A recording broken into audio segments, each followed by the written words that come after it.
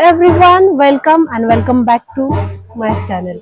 ही आहे स्नेहाची दुनिया. आज आलोय आपण तुळशीबाग मध्ये. तुळशीबागच्या आतल्या साईडला एक राम मंदिर आहे. हे मंदिर मला आत्ताच पहिल्यांदाच माहित झालं, तर ह्या दर्शन करण्यासाठी म्हणून मी इथे आली.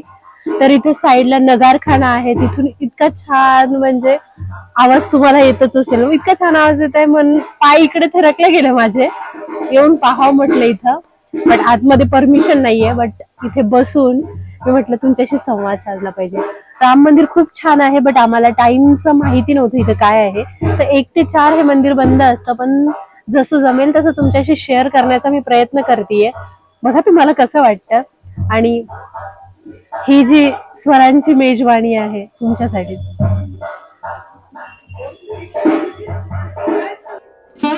हे राम मंदिर तुळशीबागेमध्ये आहे. अतिशय सुंदर असं लाकडी बांधकाम केले. तुळशीबागेच्या गजबजलेल्या ठिकाणी सुद्धा अशी शांतता देणारं हे ठिकाण आहे. मला तर कधी माहितीच नव्हतं असं काही मंदिर आहे म्हणून. इथे सहजच तिथे आवाज येत होता म्हणून मी पाहायला गेली की काय आहे. तो एवढं छान मोठं मंदिर दिसलं. पण मंदिराची ही जी वेळ आहे 1 ते 4 या काळात हे मंदिर बंद असतं. तर लांबूनच तुम्ही दर्शन घेऊ शकता. मंदिराचा सभागृह बघायचा म्हटला तर हा लाकडाचा एवढा मोठा भव्य दिव्य जसं की कुठला राजवाडाच आहे असं दिसत होता.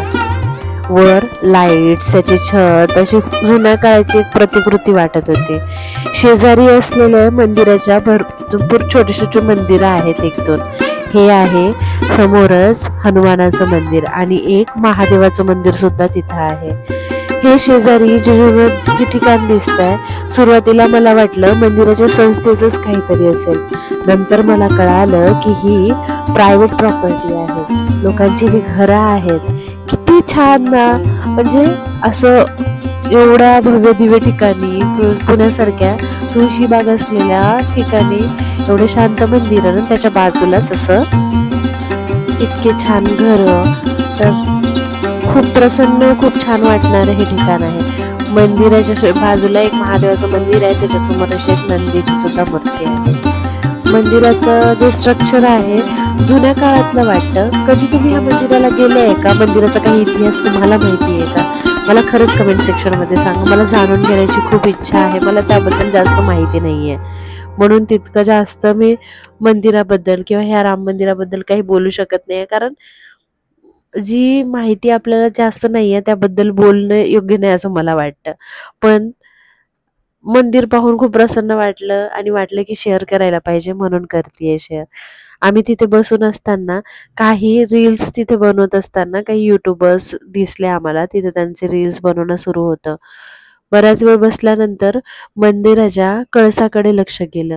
नंतर कळालं त्या कळसावर जे शिखर असतं मंदिराचे त्यावर अशा वेगवेगळ्या संतांच्या मूर्त्या काढलेल्या होत्या. म्हणजे कोरलेलं असं म्हणतात की नाही, तसं होतं. आणि बाजूच्याच नगारखान्यातून पण असा छान आवाज येत होता. हे त्यांची जुनी घरं आहेत. बघायला छान वाटतात. तुम्ही कधी आलायत का ह्या मंदिरामध्ये? मला कमेंट सेक्शन मध्ये सांगा. आणि तुम्हाला हे मंदिर परत पूर्ण माहिती सहित आणि पूर्ण त्याबद्दलचा इतिहास आणि सगळं मंदिर पूर्ण दाखवण्याचं. तर तुळशीबागेत शॉपिंग करत असताना आतल्या बाजूलाच अशी एक गल्ली येते आणि त्यामध्ये हे सगळं आहे.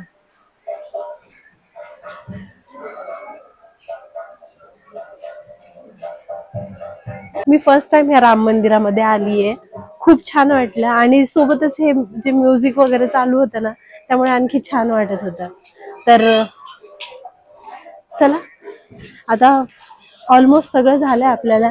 आणि झालेली इथे मंदिरातून बाहेर निघाल्यानंतर तिथे शेजारीच अशी जुने देवाच्या मूर्त्या असलेल्या, भातुकलीचा खेळ असलेला, अशा जुन्या समया, दिवे, घंटी असे आणि मेनली महालक्ष्म्यांचे मुकुट असलेल्या ठिकाणी इथं पाहायला मिळतं. तर खूपच असं काय म्हणतात पुरातन ठेवा असलेले हे ठिकाण वाटते मला.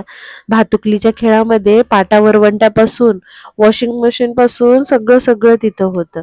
फॅन तर होता, चूल होती आणि मिक्सर होतं, हे सगळं होतं. खूप छान वाटतंय. तुम्हाला यातला डिटेल व्हिडिओ हवा असेल, म्हणजे पाहायची इच्छा असेल, तर मला कमेंट सेक्शनमध्ये नक्की सांगा. तुमच्यासाठी एक स्पेशल आणि असा वेगळा व्हिडिओ मी की नक्कीच घेऊन येईन.